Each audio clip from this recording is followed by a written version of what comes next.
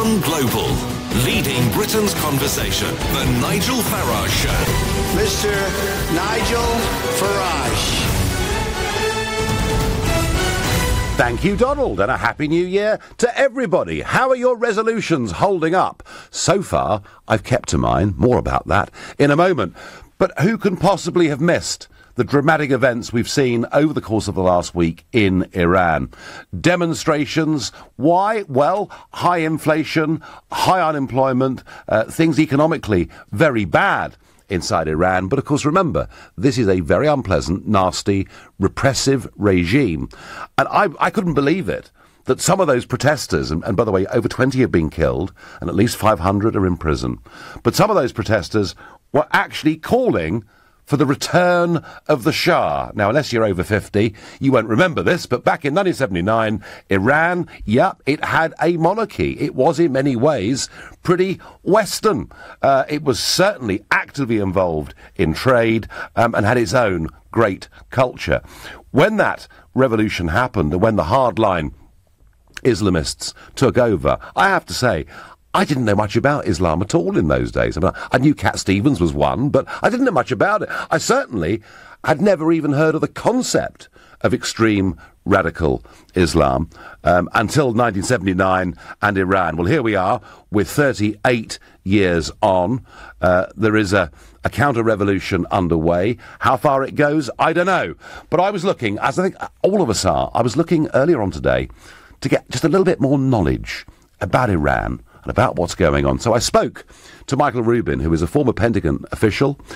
He has lived in post-revolution Iran. He's advised senior military officials on the Middle East. He's currently a scholar at the public policy think tank, the American Enterprise Institute. And I began by asking him, what was Iran like before the 1979 revolution?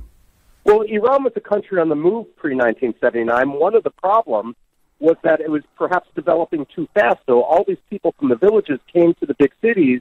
They wanted economic opportunities, but they never shed their village mentality, and that's what ultimately led to the Islamic Revolution. That said, this revolution, it was amazing. 10% of the population took part, and they were all united in what they were against, but they couldn't unite in what they were for. They were promised an Islamic democracy, and when I talked to people when I lived in Iran, they said, hey, look, I mean, we realized 6 months later that what we were getting was neither Islamic nor democracy, but by then it was too late, and ever since then, people have sort of been struggling and figuring out how to throw off this yoke of theocratic totalitarianism. And we've seen, of course, over the course of the last week, a series of protests, over 20 people now killed.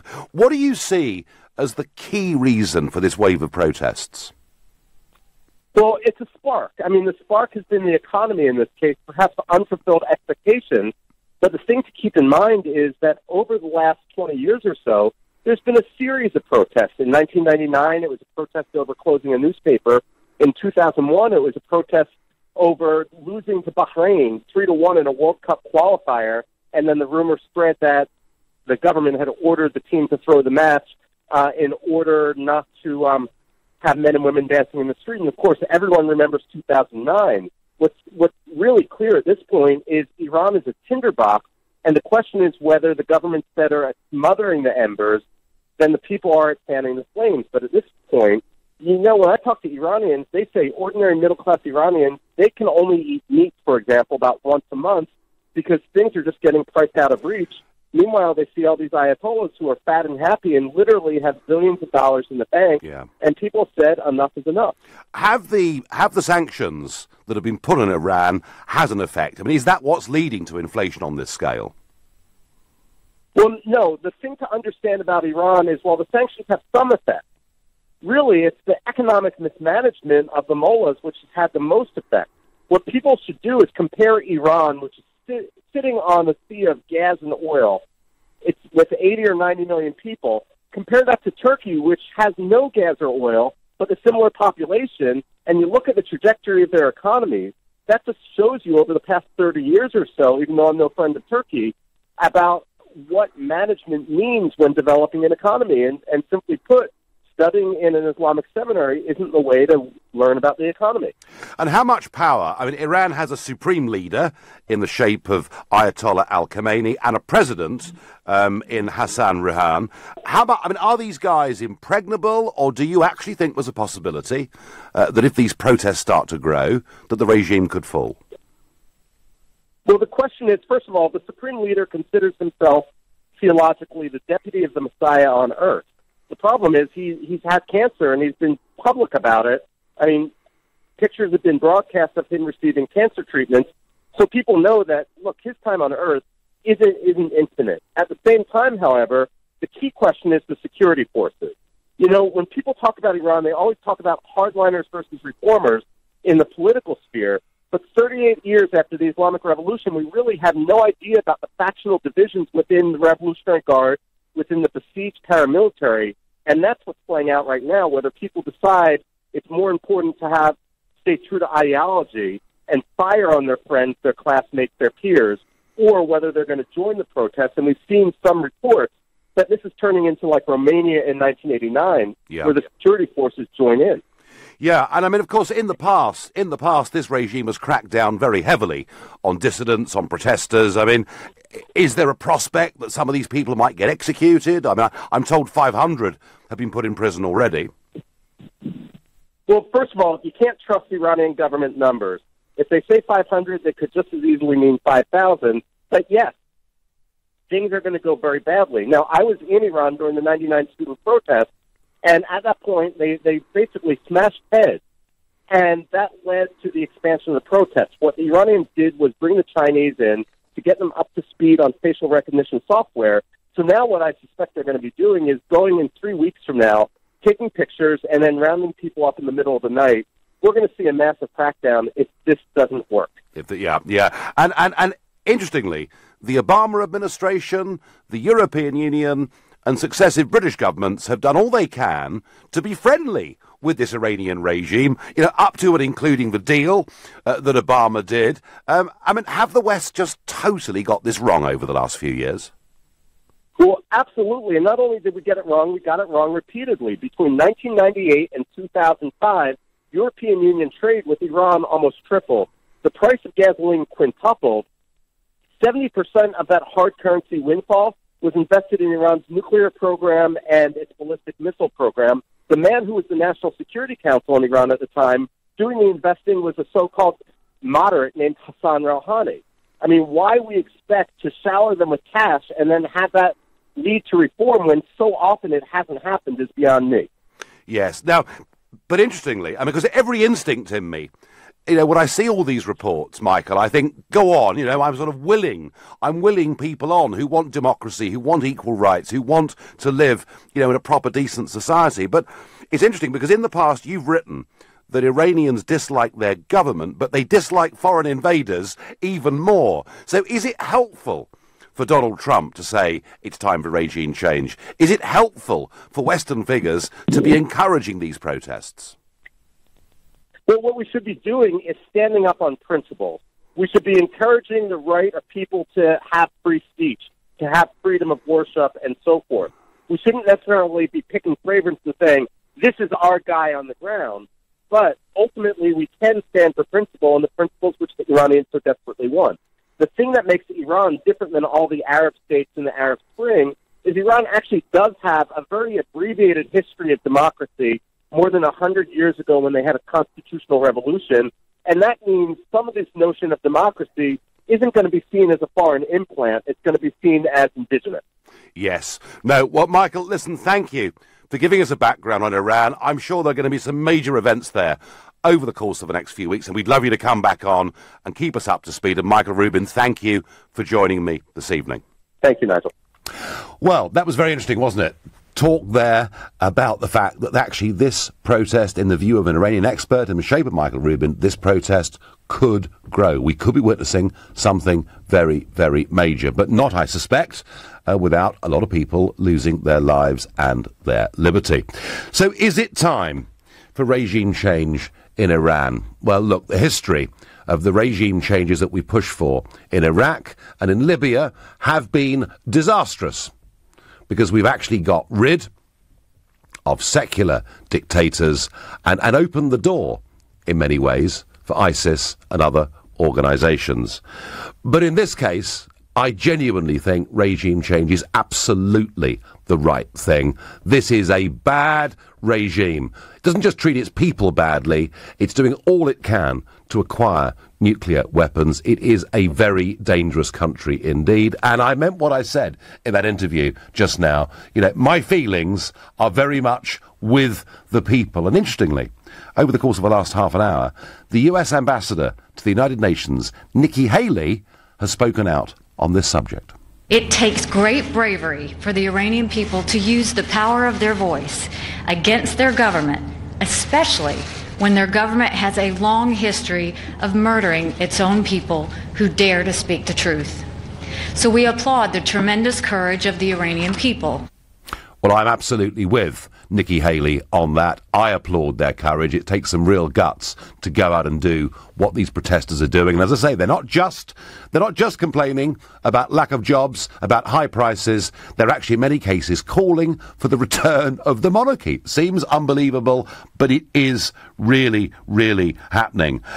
I have to say that our government have just got this wrong again and again and again. I mean, as recently as October, Prime Minister Theresa May had urged the US to recertify the nuclear deal with Iran because she said it is vitally important for regional security. And the European Union take the same view. We have been cozying up to this regime in Iran, despite their behaviour. We've got it completely wrong. I believe it's time for regime change. But what do you think? Call me on 0345 6060 973. Tell me what you think. I'm particularly keen to hear from Iranians living here in London or elsewhere, how they feel about these protests. Equally, let us know what you think by tweeting on 84850. You can, of course, tweet using the hashtag Farage and LBC at LBC. And, of course, you can watch us on Facebook.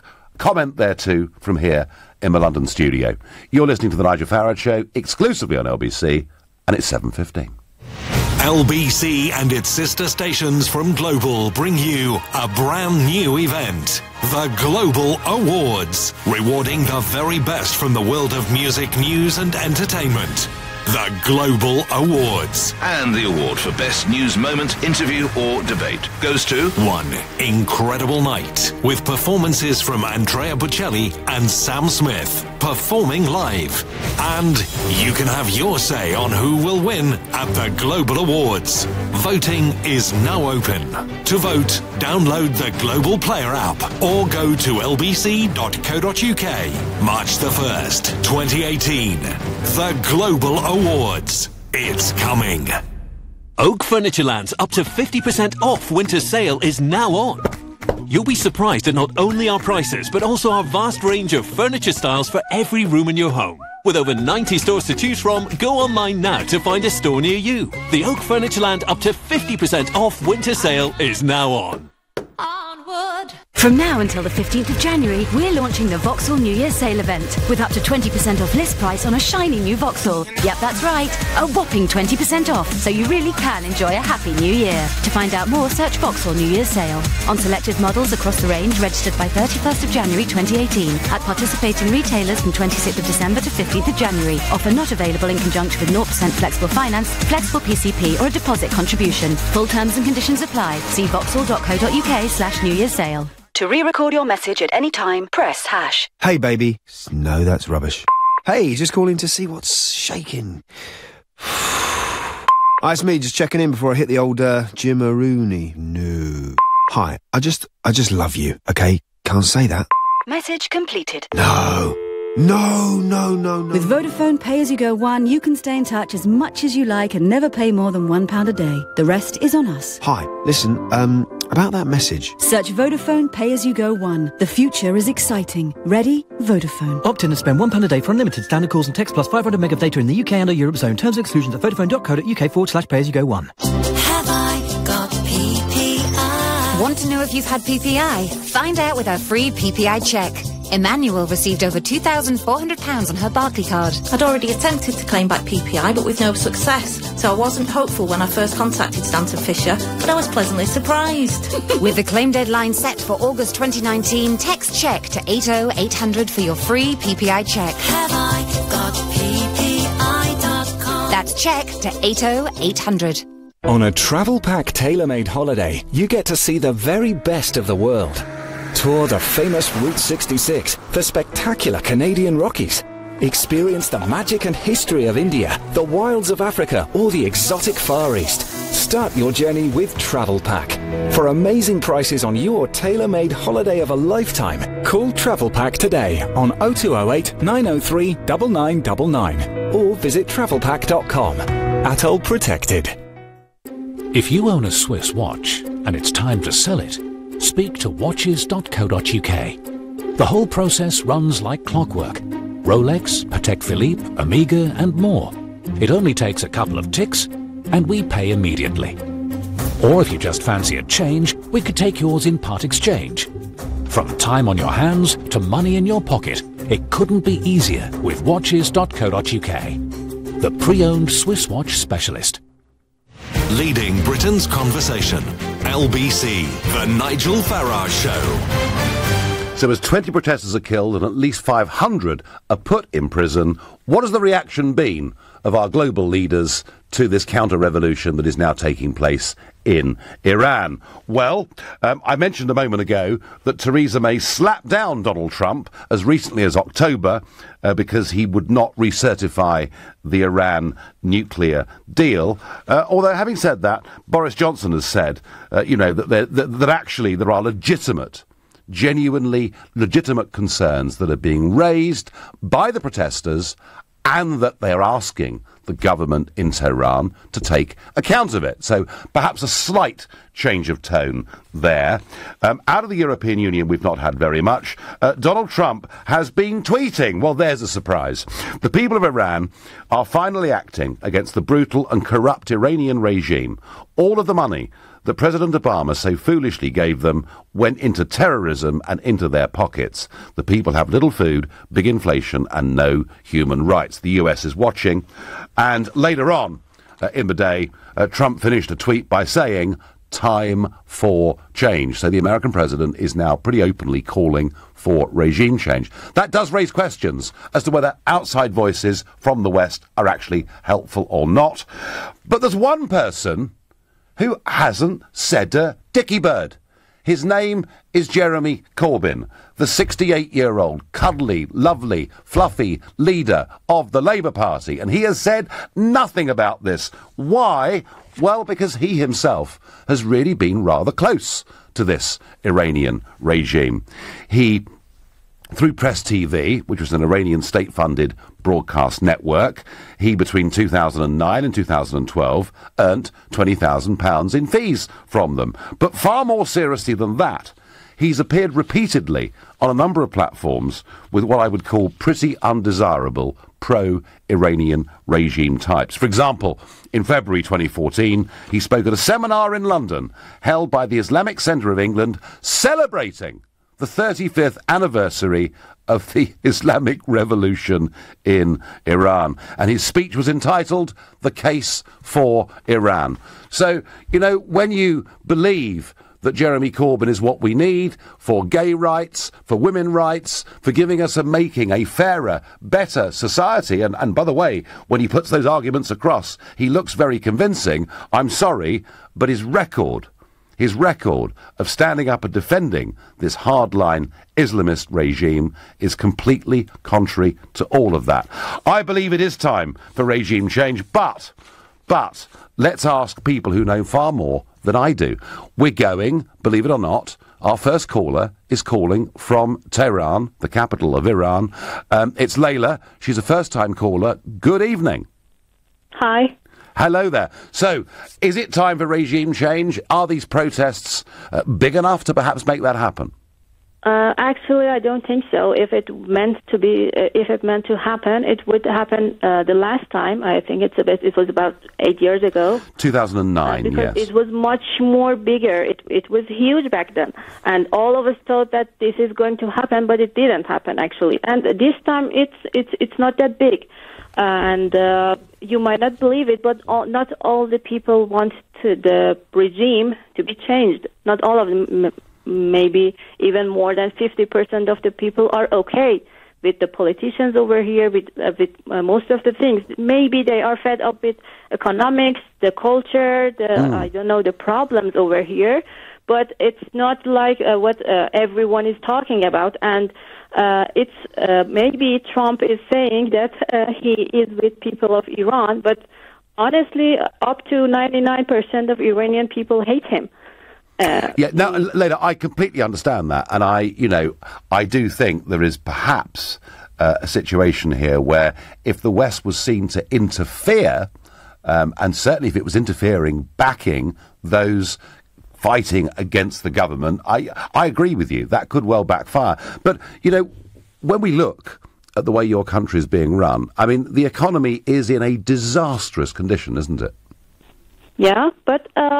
you might not believe it, but I've been listening to LBC for like about 1 or 2 years every day at work when I'm studying. But most of the problems we have here, even I can hear that you have them in England too. I know that we have many problems. I'm not saying that we are happy. No, we are not. I myself am miserable in many ways in this country. But some of the problems are in all the countries. But, however bad our government is, and goodness me, I've criticised them a bit over the course of the last year and more, but, they don't actually execute and murder people, including children, do they? And they're the kind of things that are happening in Iran, let alone rights for women or for gay people. I mean, frankly, Leila, there's no comparison, really, is there? Yeah, if you want to compare, there are many countries that you can't not compare to England. But all I'm saying is that, there are problems. I'm an atheist, and you might not believe that. I cannot say that even to my family, because my family is so religious. So for me, living in Iran I don't like it, actually. Right, okay. But all I'm saying is that people... really, they don't know what they want. Some of them say that, okay, we like the politicians, we don't like this. In my family, we are 5. My father fought in the war, and he is so religious, and he says, okay, I love Khamenei. Mm-hmm. And even in our own family, we are so diverse, and anyone wants something else. That's also the case between the people. And I'm sure Leila, I'm sure that's right. And yes, anyone that tries to portray the protesters as representing virtually everybody in Iran clearly isn't going to be right about that. I understand that. And I hope your life becomes a bit more cheerful in Iran. But Leila, finally, your analysis is that the 2009 protests were much, much bigger than this. So do you see this current wave just fizzling out in your view? No, I don't think so. You don't think so? Seriously, no one thinks that. Right. So it's going to continue for a long time? No. No? Because, for example, today, when I was coming back from work, and the things mostly start, the people come out after dark when they are finished with work. And today it was so quiet. There were many police officers and stuff like that, but I don't think something really big is going to happen. OK, Leila, thank you very much indeed for your call. Well, Leila there making a very interesting point, because in 2009 there were some really very big protests against the government. In fact, there have been a series of protests repeatedly over the course of the 38 years of this hardline Islamic rule. Lots and lots of messages coming in from you. Ian Dennis says, those of us who have been around for a while were horrified by Obama's strategy of engaging with the Iranian theocratic government. Obama showing a green light to develop their nuclear capability was at best naive and at worst planet-alteringly dangerous. We now have Trump in power. There's at least a chance that the ordinary people can regain control of the situation. Well, Ian, I agree with that, but I just wonder, Trump may say things, but if America was seen if America was seen to intervene in any way by perhaps providing support or arms for the rebels, I wonder whether the loathing of America in that country would mean that it could just backfire. No, I get. Hasn't the West had enough of encouraging revolt, as in the Arab Spring, and then leaving people high and dry? Why do we interfere in a sovereign country's affairs? Well, generally, I agree with you. I was completely opposed to the Iraq war. I could not see just removing Saddam Hussein for the sake of it would make things better, and it didn't. I was livid about Libya. I couldn't believe what we were doing. I mean, now they have open slave markets in Libya. That's what we achieved by getting rid of, however much we may not have liked him. But actually, Gaddafi was not a religious hardliner. But I feel differently about this. I feel that if in some way the people were able to topple this theocratic, really deeply unpleasant, hardline Islamist regime, I think the world would be a better and a safer place.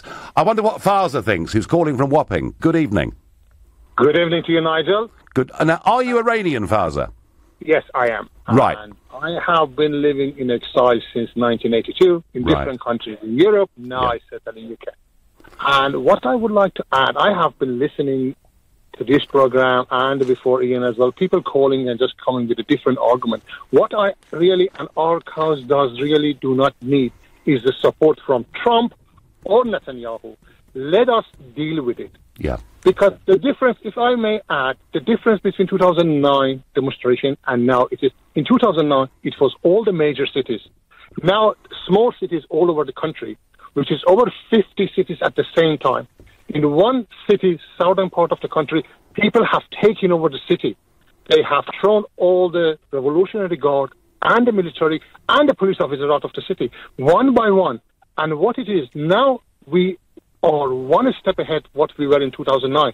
We start pointing and aiming against Ayatollahs, not just the reform. Now reform is passed. We want the regime change, supporting from Trump and Netanyahu, so government and the Khamenei label us as the hands and the puppet of the Israeli or the Americans. We don't want that. No, I understand that, Faza. And so your point's very interesting. You think this revolt is far more widespread, perhaps, than my previous caller did. Would you, let me ask you, if your country went back to being what it was in the 1970s, would you like to go back there? I will definitely go. Back in 90s, if I knew it's going to be like that, I would have fought against all the Islamic and the revolution. I would have done it with the weapon and the gun. Yeah. Well, Faza, listen, I've met lots of Iranians like you, people who are heartbroken that they can't live in the country of their birth, where their culture is from. They'd love to go back if it became a proper free country. I thank you for your call. You're listening to The Nigel Farage Show, exclusively on LBC. It's 7:30 and time for the news with Thomas Watts. The US ambassador to the UN says America will call for an emergency session at the United Nations to address unrest in Iran. Iran's supreme leader has blamed President Trump for stirring protests in the country, in which 21 people have died. There's a Met Office warning of a danger to life from 90 miles per hour winds forecast tonight. Storm Eleanor is expected to cause transport disruption and send debris flying across much of the UK. And the panel which monitors pressure on the NHS is advising hospitals in England to keep postponing all non-urgent planned operations until the end of January. It's in response to extreme demand on emergency departments over Christmas and New Year. LBC weather, more rain and strong winds arriving later with those warnings in place tonight. Some showers will turn to hill snow in the north and those gales moving eastwards overnight. A low of 5 degrees. LBC Travel heading out of town on Lee Bridge Road. It's a struggle towards Leighton Marshes because of water main works and temporary traffic lights. In South Norwood, you'll find queues southbound on the A213 Penge Road because of gas main works and temporary lights at Sunny Bank. And in Upper Norwood, more gas main works are causing queues both ways on the A215 Beulah Hill. On the railways, Southern has 20-minute delays between Victoria and East Croydon after a track fault earlier at Streatham Common. LBC Travel, I'm Mark Percy. This is LBC. We've been thinking about pruning. Not your peonies or your privet, but your cost of living. And how, from broadband to mobile phones, These days, we're all looking for ways to trim our spending. And then we thought, couldn't we help you cut back on your biggest outgoing? And we thought, yes, we could. So we'll always try to help you remortgage to a better rate and save on your monthly repayments. Mortgages for how life is now. NatWest. We are what we do. Your home may be repossessed if you do not keep up repayments on your mortgage. Well Man and Well Woman are the leading multivitamins for men and for women. Comprehensive formulas with vitamins B6 and B12 to support normal energy release. Live life well. Well Man and Well Woman from Vitabiotics, the UK's #1 vitamin company. From Boots, pharmacies and vitabiotics.com. Tax. Tax. Tax. Tax. Tax. Tax. Tax. Tax. Tax. Tax. Is the thought of doing your tax return pecking away at you? The longer you leave it, the worse it gets. Don't keep ducking it. Tax. Do it by the 31st of January at gov.uk/self-assessment. And don't forget to pay what you owe. Just how amazing is the Virgin Atlantic sale? As amazing as hitting a 6 in your first cricket match. Hitting a 6 in front of 50,000 people. 50,000 people, which includes your PE teacher. Your PE teacher who said you couldn't play cricket for Sheffield. Oh, and your future wife, who's Brazilian. The Virgin Atlantic sale is that kind of amazing. Visit virginatlantic.com to book. Miss Grady, come on through. GP and nurse appointments are now available in your area during the evening and on weekends. To book an appointment, contact your practice or visit nhs.uk/GP access for more information. Your NHS, here for you for longer. Oh, he's very thorough with his checks, isn't he? A stickler. Soon be on your way. One last big push and we'll have Dave unstuck from your Qashqai's footwell. Oh, there we go. Because we know every Nissan inside out, you get even greater peace of mind.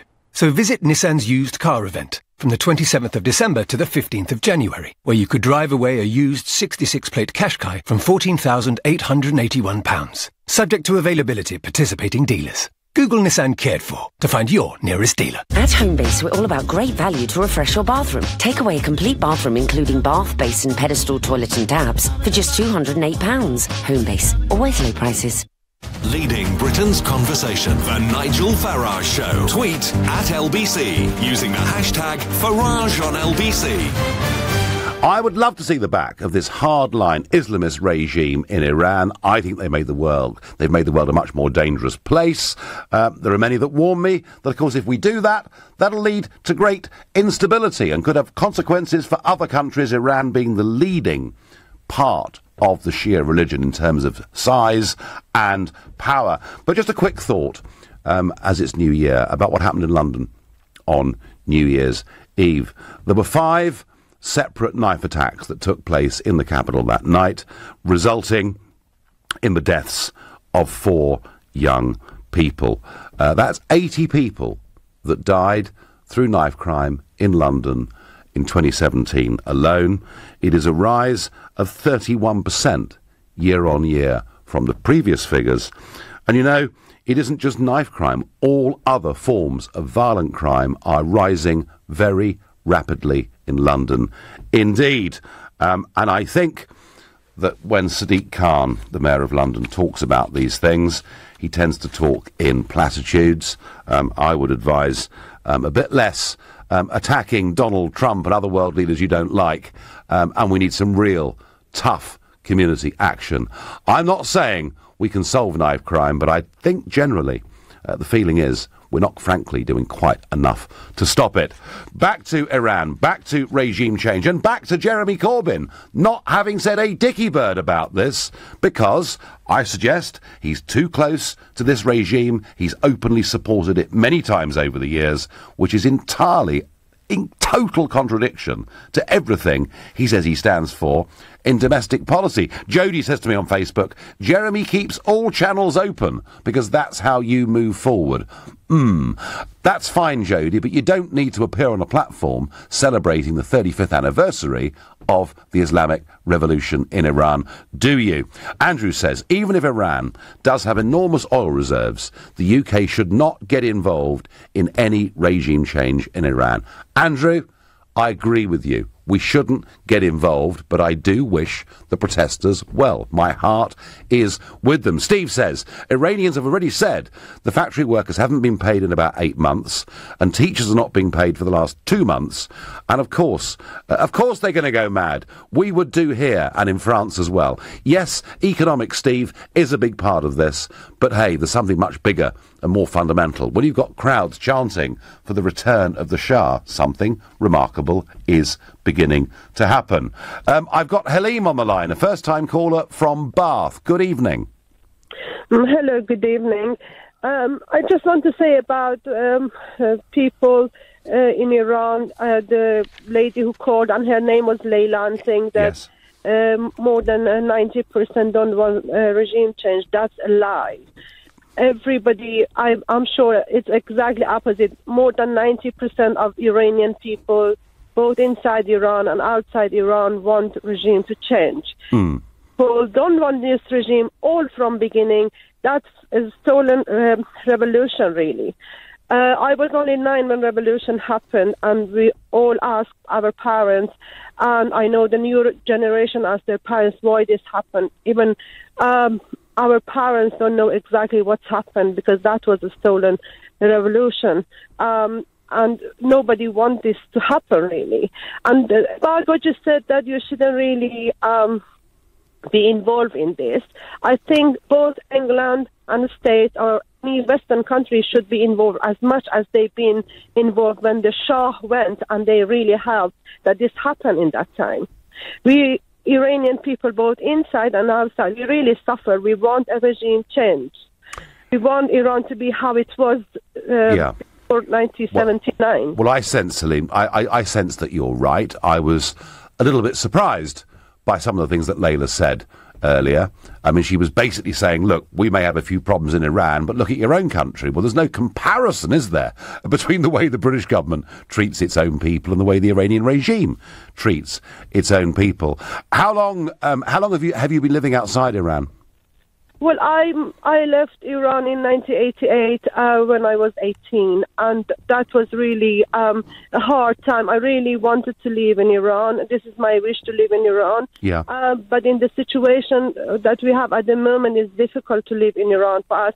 And I know lots of people like to leave because they can't really tolerate the situation. They have no freedom. That's not how people like to live. Islam has been forced to people, and even those who've been really religious, they don't like to be religious anymore. They just hate this situation. How tough is it? I tell you who this Layla type is. These are people who have been paid by regime, people who well, we don't know that.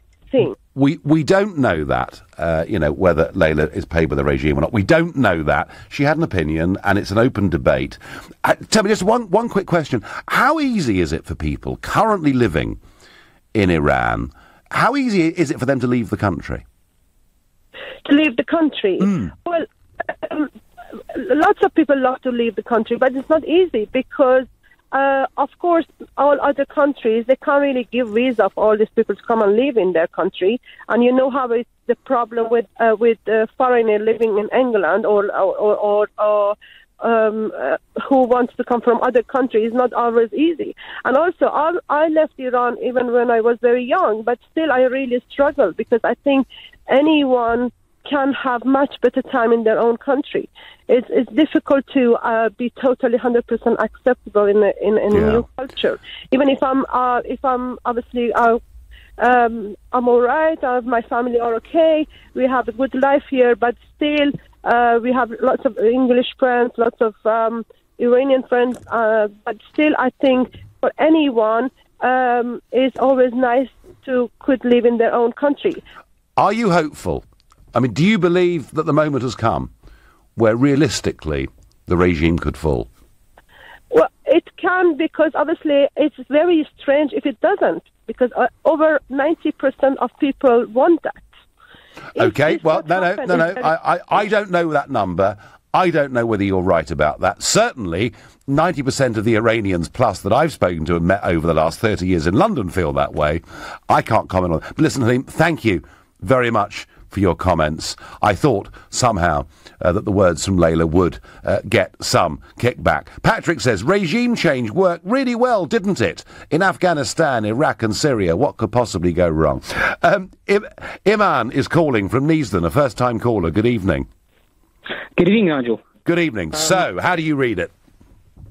So, basically, I have a lot to say, but first thing I'm going to do is apologise to you, Nigel, and to Helene, and tell you that your hopes, they're meaningless, because I don't think these protests will, continue. I think they're going to die out, and they're going to die out quite soon. Mm-hmm.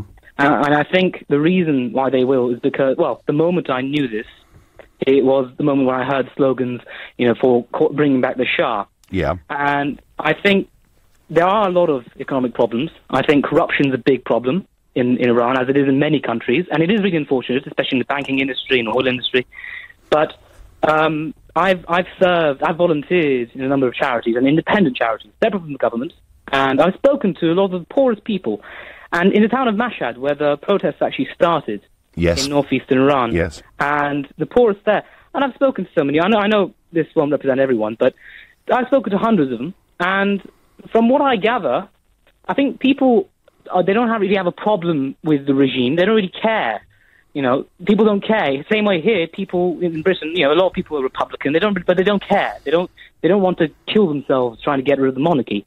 I think what they care about is the economy. But Iman, the monarchy, whether you like it or not, and by the way, most people in this country really do like it, but the monarchy does not directly affect your life. If you live in Iran today, you have rampant inflation, estimates of unemployment that are, in some parts of the country, as high as 60%, certainly over half the young people in the country without jobs, and without the ability, Iman, to speak freely and to live the way most of us in the West do.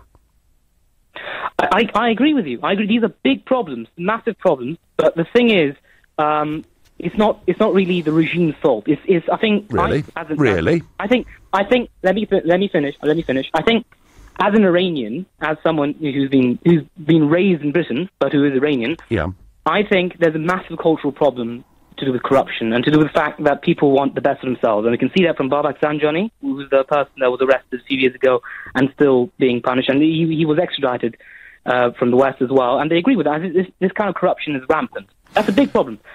So, Iman, there is a case for reform here, isn't there? Yeah, and you and I would both agree that there are a lot of things the regime is doing very badly. It should be reformed and changed. Let me ask you, how can it be reformed and changed unless it is through huge protests? I think you have to be honest, I don't know the solution. Neither do you. No one does. I think time will tell how it can be solved, but I do not believe that these protests will... No, you've made your point. You think this will fizzle out, and you're the second caller, because, we had Layla earlier saying to us that actually in Tehran it felt much bigger in 2009 than it feels there today. Iman, I thank you very much indeed for your call and for your point of view. You're listening to the Nigel Farage Show, exclusive at LBC. It's 7:45. Coming up at 8 on LBC, Clive Bull. New government guidelines say children should be limited to 2 small sugary snacks a day. But do these public health campaigns really make any difference? Clive Bull on LBC. Right, your car's all ready. Great. Who's that sticking out of the engine? Oh, yes, Simon.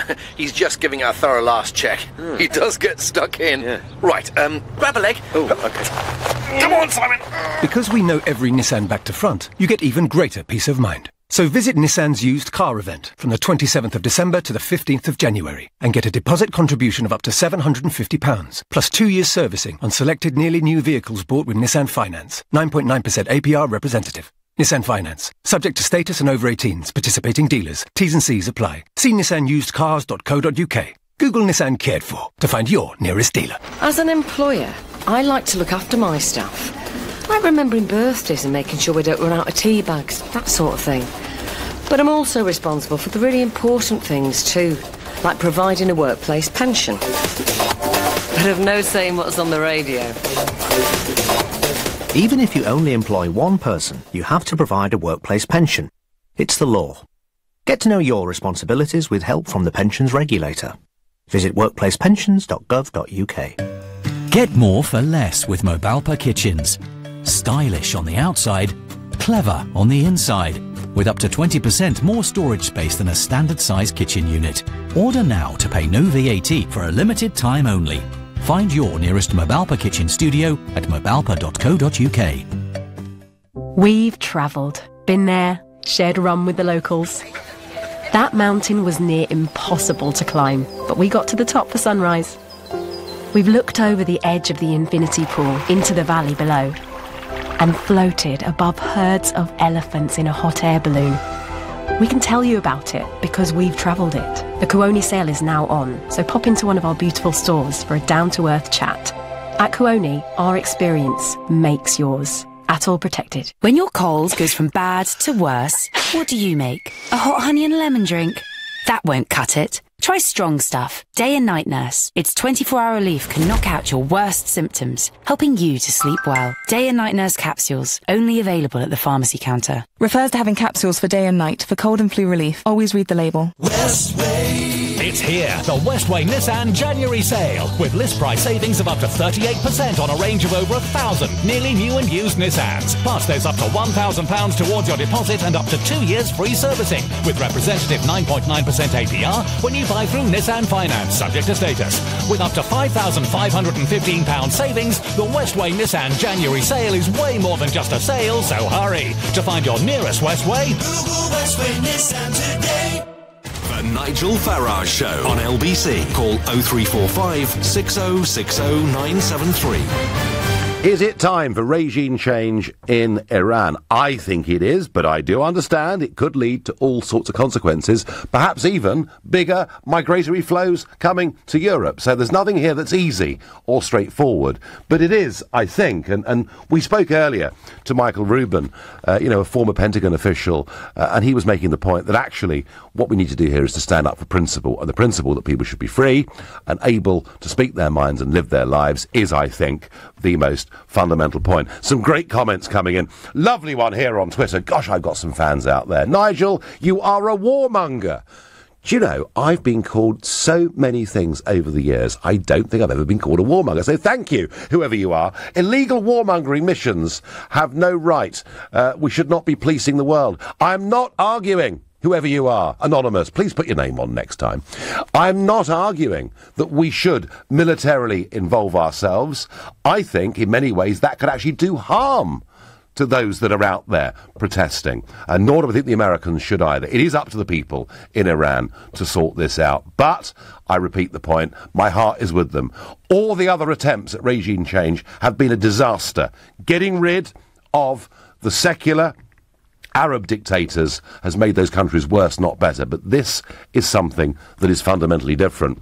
Ian says, if Obama had said the US was keeping an eye on what was going on in Iran, everyone would have said he was encouraging restraint. Trump says it, and everyone says he's stirring up dissent. Well, that was the original Trump position. The original Trump position was, we're watching it. But I think, as I explained to you earlier, Trump has now gone much, much further today and is now basically calling for regime change. Vala says to me on Twitter, Iran does have many issues regarding civil rights and human rights. However, the downfall of the regime would just make the situation worse and open the door for ISIS and other terrorist organisations. Well, I can't say that's wrong, because if there is a vacuum, no one knows what is going to happen. But I just think that what happened back in 1979 began the rise of radical Islamist extremism and was a bad thing. And if it could be reversed, I think overall that'd be a good thing. But I do accept it wouldn't come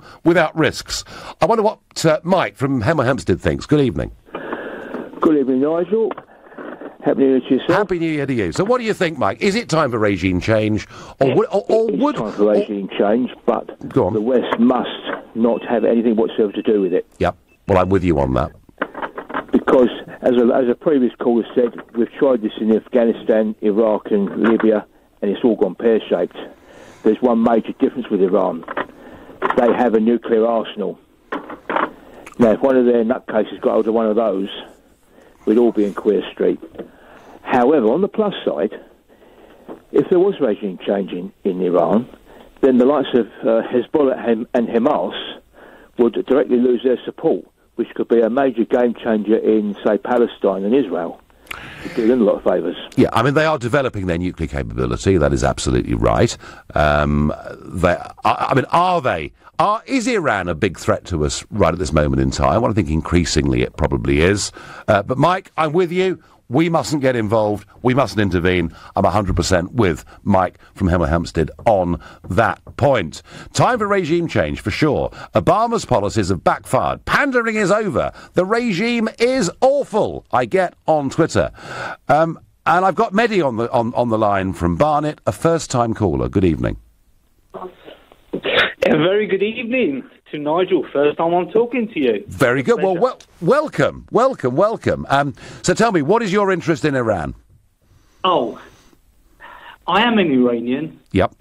And unfortunately, I have been in this country for 38 years, since the revolution. Oh, wow. Well, the most beautiful country that I have known. I have travelled many, many places. But the theocratic regime, since 1979, not only interfered in the lives of people around the world, it has killed and executed its own people time and time again. They have spent millions and billions of dollars, all the oil money, on Palestinians. They've rebuilt Lebanon. They have rebuilt Iraq, and they're just about to rebuild Syria. They cannot possibly help their own people when there is an earthquake. They are incapable of looking inwards. And that's why these people are fed up with them. Now, many people in Iran do chant for His Majesty Reza Pahlavi. He is the only obvious choice. I totally agree with you. The only... Tell me, what age were you when you came to the UK? I was 19. You were 19, yeah. Correct. Yeah. So you remember Iran being a great place to live? Absolutely. Would I, or would many people like me, like to go back?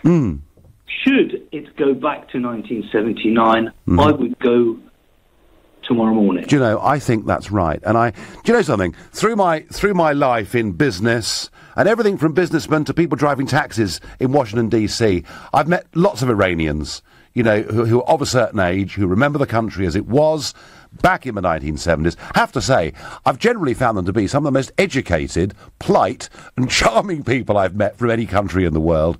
And I think you're right. I think there are lots of you that would love to go back to Iran. Do you, just finally, Mehdi, do you believe in your heart that this particular uprising has any chance of success? That remains to be seen. But what we need to take note of in the Western world is that stop appeasing the Ayatollahs. Stop dancing around because of one reason or another. Let the people of Iran make their choice, and the choice is Reza Pahlavi. So do you think that the European Union, the British government and the Obama administration got Iran completely wrong? You said it, Jeremy. People like Jeremy Corbyn dance around this regime, take their money for their own gain. Also, when we have Mr. Johnson going down for a British Iranian, we do talk, but it ends there. We need to stop appeasing them. And allow... No, you've made that point beautifully, Mehdi. I thank you very much for that call and for that passion. And if you're listening, Jeremy Corbyn, we're all ears. We want to hear that you've changed your mind, that you are now going to condemn this awful, barbaric regime. People would love to hear that. And my final caller on tonight's show is Sina, who's calling from Woking. Good evening. Good evening, Nigel. It's a pleasure talking to you, though I'm not a huge fan of your policy. Well, that's okay. That's not, you know, we don't encourage people to ring in because they support the things I stand for. This is about, it's about open, democratic debate. In fact, it's about the very thing that people in Iran are not... LBC would not be able to exist in Iran today, and that's the point, isn't it? Absolutely, yes, correct. So, yes, my opinion is that, yes, it's absolutely the right time for a regime change in Iran. This is a lot different this time. This time, it's not about a dispute between the supporters of two different parties within the cleric regime. It is the mullahs and the rule of mullahs that are in people's, in demonstrators' crosshairs. They are now targeting the Khamenei, the very core of the whole Islamic Republic. People are chanting, "No more Islamic Republic, just Iranian Republic." And there are a lot of people who are chanting for Reza Pahlavi. And, well, there are many, many people that are regretting their... So you're cheering them on from Woking, are you?